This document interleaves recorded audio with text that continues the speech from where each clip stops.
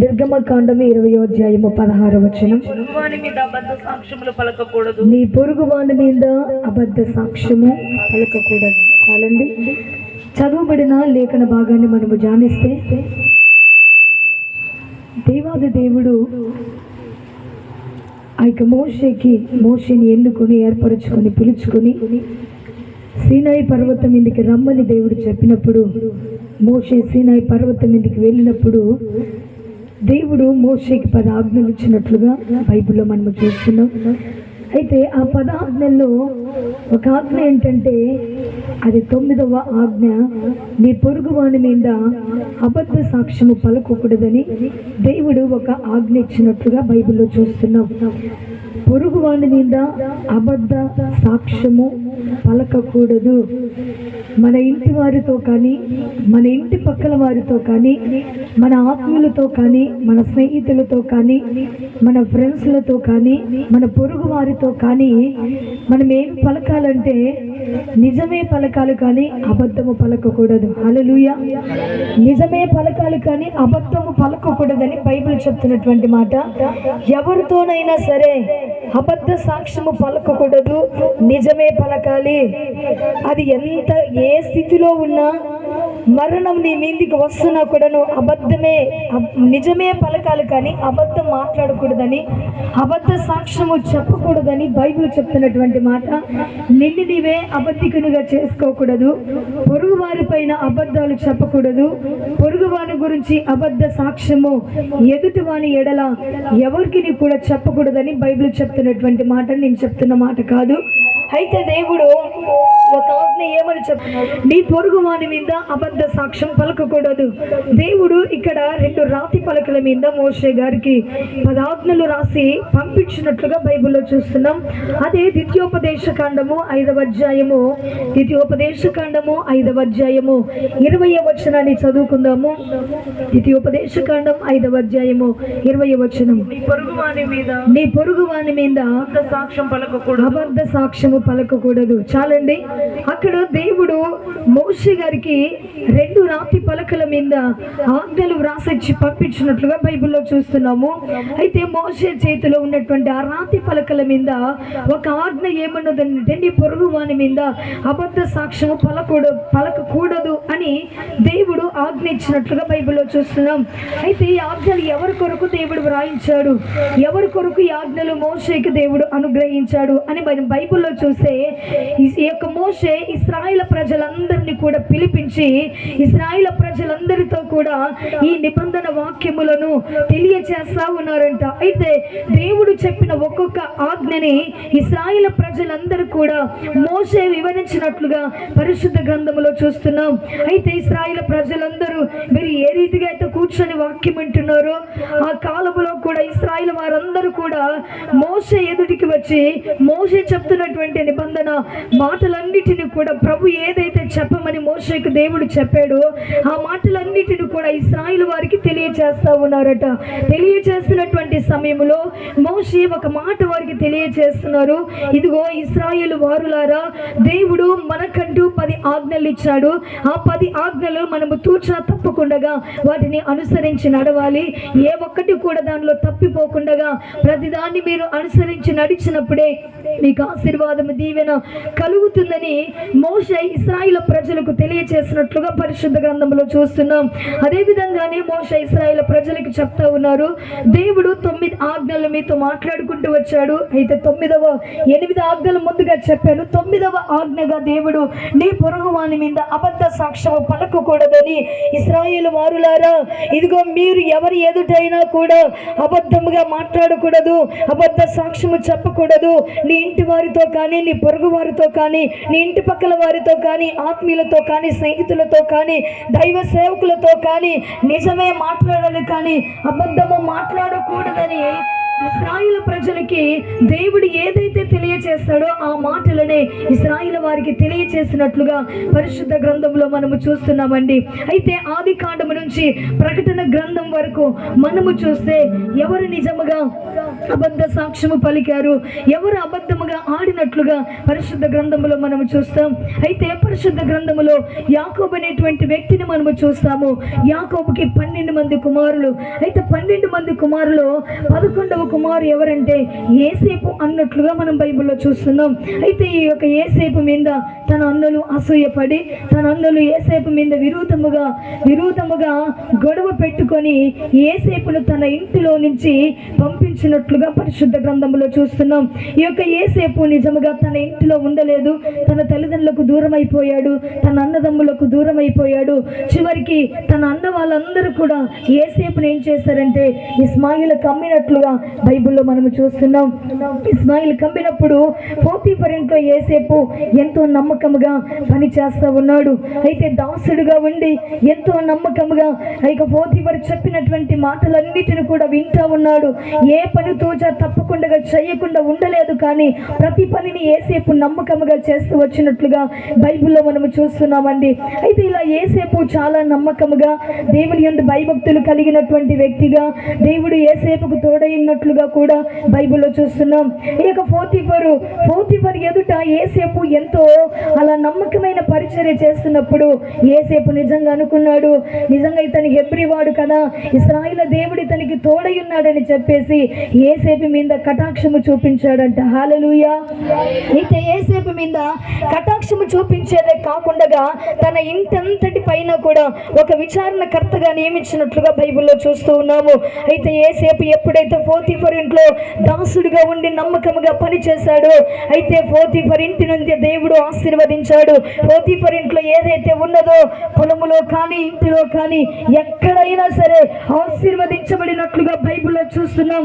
కారణం ఎవరిని బట్టి పోతీఫర్ ఇల్లు ఆశీర్వదించబడింది, ఎవరిని బట్టి పోతీఫర్ అంత గొప్ప స్థితిలోనికి ఎదిగించబడ్డానికి కారణం ఎవరంటే యేసేపును బట్టే, యేసేపునున్న దేవుని బట్టే ఆ యొక్క పోతీఫరు ఆశీర్వదించబడినట్లుగా పరిశుద్ధ గ్రంథములో చూస్తూ ఉన్నాం. అయితే విచారణకర్తగా పోతీఫరు యేసేపును నియమించాడు. విచారణకర్తగా అన్ని పనులు చేస్తా ఉన్నాడు, అన్ని బాగోగులు చూస్తా ఉన్నాడు యేసేపు. అయితే యేసేపుకు అప్పగించింది ఒకటే, ఇదిగో యేసేపు నేను ఏ పని అయితే చెప్తానో అది మాత్రమే నువ్వు చెయ్యాలని పోతీఫర్ చెప్పినప్పుడు యేసేపు అది మాత్రమే చేసినట్లుగా బైబిల్లో చూస్తున్నాం. అయితే యేసేపు నిజంగా పుట్టినప్పుడే అందమైన వాడు, సుందరమైన వాడని బైబిల్ చెప్తున్నటువంటి మాట. అయితే పోతీఫర్ భార్య ఏం చేసిందంటే యేసేపుకున్నటువంటి అందాన్ని బట్టి, యేసేపుకున్నటువంటి సుందరమైన జీవితాన్ని బట్టి పోతీఫర్ భార్య యేసేపు మీద తప్పుగా ఆలోచన చేసినట్లుగా పరిశుద్ధ గ్రంథములో మనము చూస్తూ ఉన్నామండి. ఆమె తప్పుగా ఆలోచన చేసి యేసేపు నమ్మకంగా పని చేస్తుంటే ఆ నమ్మకాన్ని కూలగొట్టడానికి తనని విచారణకర్తగా నియమించినటువంటి ఆ యొక్క పోతీఫరు ఆ పదవిలో నుంచి తీసివేయడానికి ఈమె ఒక చెడు ఆలోచన కలిగి యేసేపు దగ్గరికి వెళ్ళి చెప్తా ఉన్నదంట, యేసేపు నువ్వు చాలా సుందరముగా ఉన్నావు, నువ్వు చాలా అందముగా ఉన్నావు, అయితే నేను నీతో శయనించాలని ఆశపడుతున్నానని చెప్పేసి యేసేపు దగ్గరికి వెళ్ళి పాపము చేయడానికని పోతీఫర్ భార్య వెళ్ళినప్పుడు యేసేపు అన్నాడంట, అమ్మా నేను ఇటువంటి పని చెయ్యను, నిజంగా నీ భర్త అయినటువంటి యజమానుడు నన్ను ప్రేమించి నన్ను విచారణకర్తగా నియమించాడు, నాపై కటాక్షాన్ని చూపించాడు, ఇంటిపై నన్ను ఒక అధికారిగా నియమించాడు. అయితే నిన్ను నాకు అప్పగించలేదు, కానీ ఇంటిలో ఏ పైన నాకు చేయమని చెప్పాడు, కానీ నిన్ను మాత్రం నాకు అప్పగించలేదమ్మా, నేను అలాంటి పనిని చెయ్యనని చెప్పినప్పుడు ఆమె వినలేదండి. వినకుండా ఏం చేసిందంటే తనకున్న అందాన్ని బట్టి, తనకున్న సౌందర్యాన్ని బట్టి, తనకున్నటువంటి మంచి యొక్క జీవితాన్ని బట్టి ఈమె ఓర్వలేక ఏమి చేస్తుందంటే యేసేపుతో పాపము చేయడానికి ఈమె కంకణము కట్టుకున్నట్టుగా బైబిల్లో చూస్తున్నాం. యేసేపు అంటున్నాడు, అమ్మా నేను ఎట్లింత దుష్కార్యము చేసి యెహోవా దేవునికి విరోధముగా నేను ఎలా పాపాన్ని కట్టుకుందును, ఇలాంటి పని నేను చెయ్యను, ఇలాంటి పని చేయడం నా వల్ల కాదని చెప్పేసి ఆమె పాపము చేయడానికి యేసేపు దగ్గరికి వచ్చి యేసేపు వస్త్రాన్ని పట్టుకొని పాపము చేయమని బలవంతము చేస్తుంటే ఆ యొక్క పోతీఫర్ భార్య చేతిలో నుంచి యేసేపు విడిపించుకొని బయటకు పారిపోయాడంట. హల్లెలూయా. బయటకు పారిపోయిన తర్వాత ఈమె కేకలు వేస్తా ఉందంట. ఇంటిలో ఎవరు లేరు, ఇంటిలో యేసేపు పోతీఫరు భార్య మాత్రమే ఉన్నారు. అయితే ఆమె ఆ సమయాన్ని చూసుకొని ఇంటిలో ఎవరు లేరు కదా, ఇదే అనుకూల సమయం అనుకొని యేసేపు దగ్గరికి వెళ్ళి పాపము చేయాలని అతనితో శయనించాలనుకున్నది. కానీ యేసేపు ఆమె యొక్క చేతిలో నుండి విడిపించుకొని ఆ యొక్క వస్త్రములు ఆమె చేతిలోనే విడిచిపెట్టి అతను పారిపోయాడు. పారిపోయిన తర్వాత ఈమె కేకలు వేస్తా ఉన్నది. ఇదిగో మన ఇంటికి వచ్చినటువంటి హెబ్రీ వాడు ఎగతాళి చేస్తా ఉన్నాడు, కామెంట్ చేస్తా ఉన్నాడు, అపహాసము చేయడానికే ఇంతటి పని చేశాడని ఆమె గట్టిగా కేకలు వేస్తా ఉన్నదంట. కేకలు వేసి ఏం చేసిందంటే తన దగ్గర ఉన్నటువంటి పని వాళ్ళందరినీ కూడా పిలిపించిందంట. అయితే పని వాళ్ళారా, ఇదిగో యేసేపు ఎంత నమ్మకస్తుడు అనుకున్నాను, ఎంత విచారణకర్తగా నా భర్త నియమించాడు, కానీ తను ఇంత నమ్మకస్తుడని నేను అనుకున్నాను, కానీ ఇలా చేస్తాడని నేను అనుకోలేదని యేసేపు మీద ఈమె అబద్ధ సాక్ష్యము పలికినదంట. హల్లెలూయా. యేసేపు మీద అబద్ధము చెప్పినది. ఇతడు నన్ను పాడు చేయడానికి వచ్చాడు, ఇతడు నన్ను నాశనము చేయడానికి వచ్చాడు, ఈ హెబ్రీ దాసుడు ఎంత నమ్మకమైన వాడు అని నేను అనుకున్నాను, కానీ ఇతను నన్ను పాడు చేయడానికి వచ్చాడని ఆ అక్కడున్న పని వాళ్ళందరూ కూడా యేసేపు మీద అబద్ధముగా చెప్పినట్లుగా బైబిల్లో చూస్తున్నాం. ఆ పని వాళ్ళకే అబద్ధముగా చెప్పేదే కాకుండా ఇక పోతీఫర్ ఇంటికి రాగానే పోతీఫర్తో కూడా చెప్పింది. ఈమె ఏమై చెప్పిందంటే, ఇదిగో నా యజమానుడా, ఈ యొక్క హెబ్రీ దాసుని నువ్వు నీ దగ్గర ఉంచుకున్నావే, ఈ యొక్క ఇతను నమ్మకస్తుడని ఇతన్ని విచారణకర్తగా నియమించావే, ఇతనిపై కటాక్షము చూపించావే, ఇతన్ని ఎంతో మంచివాడని అనుకున్నావే, ఇతడు ఏం చేస్తావో తెలుసా, ఇదిగో నాతో శయనించాలని, నాతో పాపము చేయాలని, నన్ను ఎగతాళి చేయాలని ఇంతగా ఈ వ్యక్తిలో ప్రవర్తించాడని అబద్ధముగా తన యజమానునికి ఈమె చెప్పినట్లుగా బైబిల్లో మనము చూస్తున్నామండి. అయితే అబద్ధముగా చెప్పినా కూడా యేసేపు మాత్రము ఆమెకు భయపడలేదు, కానీ దేవుడికి భయపడ్డాడు. హల్లెలూయా. ఆమెకు భయపడలేదు కానీ దేవునికి భయపడ్డాడు.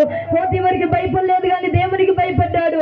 అక్కడున్న పని వాళ్ళకు భయపడలేదు కానీ దేవునికి భయపడ్డాడు. యేసేపు భయపడి ఏం చేశాడంటే, ఇదిగో నేను తప్పు చేయలేదు, నేను చేసింది చెయ్యండి, నా దేవుడు చూస్తున్నాడనే నమ్మకముతోనే ఉన్నాడు. కానీ మనుషులకు భయపడి నేను తప్పు చేశానని వారికి తల వంచలేదు, కానీ పాపాన్ని చూసి పారిపోయినటువంటి వ్యక్తిగా ఉన్నాడు యేసేపు. హల్లెలూయా.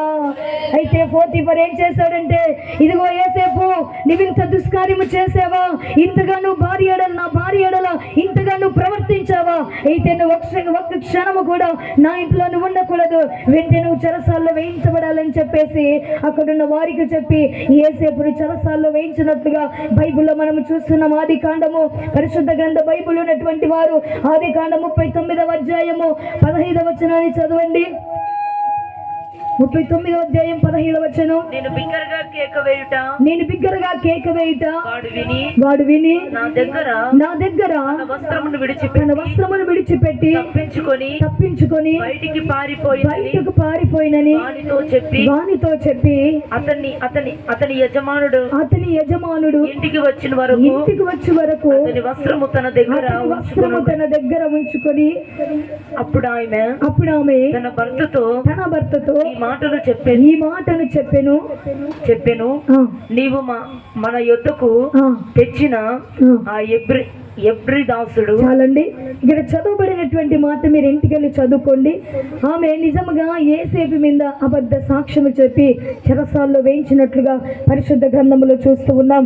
అయితే యేసేపుకు దేవుడు తోడై ఉన్నాడు, యేసేపుపై దేవుడు కనికర పడ్డాడు కనుకనే యేసేపు ఆ చెరసాల్లో నుంచి కూడా దేవుడు అతన్ని బయటకు రప్పించాడు. హల్లెలూయా.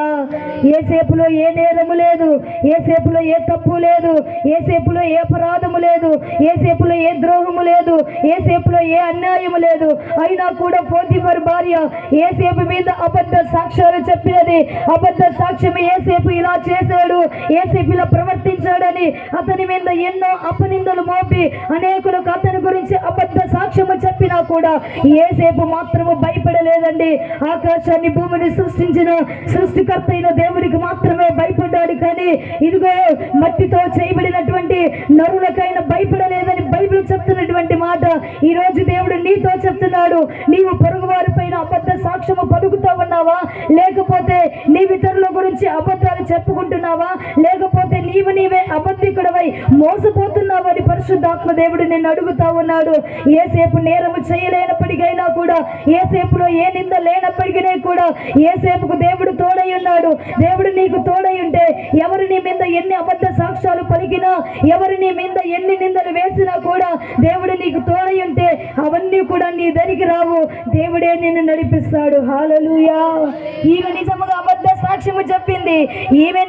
ఈమె జీవితం ఏమైందో పరిశుద్ధ గ్రంథములో లేదు. కానీ ఏసేపు మాత్రం అంతకంతకు వర్ధిల్లినట్లుగా, ఏసేపు అభివృద్ధి పరచబడినట్టుగా, ఏసేపు నిజముగా ఆ ఫరోనే తెలుసుకొని, ఏసేపు అట్టివాడని తెలుసుకొని ఏసేపుని తట్టం మీద కూర్చునబెట్టి ఐగుప్తు దేశమంతా ఏసేపుకు వందనము చేయండి, వందనము చేయండి అని ఘనపరిచినట్టుగా పరిశుద్ధ గ్రంథములో చూస్తున్నామండి. నిజము ఎప్పుడైనా అది బయటపడిపోతుంది. హల్లెలూయా.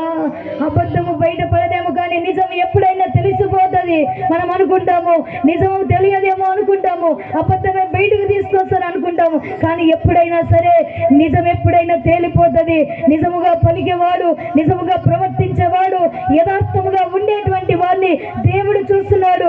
మనుషులు చూడకున్నా కానీ దేవుడు చూస్తాడని బైబిల్ చెప్తున్నటువంటి మాట. ఏసేపును దేవుడు చూచాడు కనుక ఏసేపును దేవుడు అభివృద్ధి పరిచాడని బైబిల్లో మనము చూస్తున్నాం.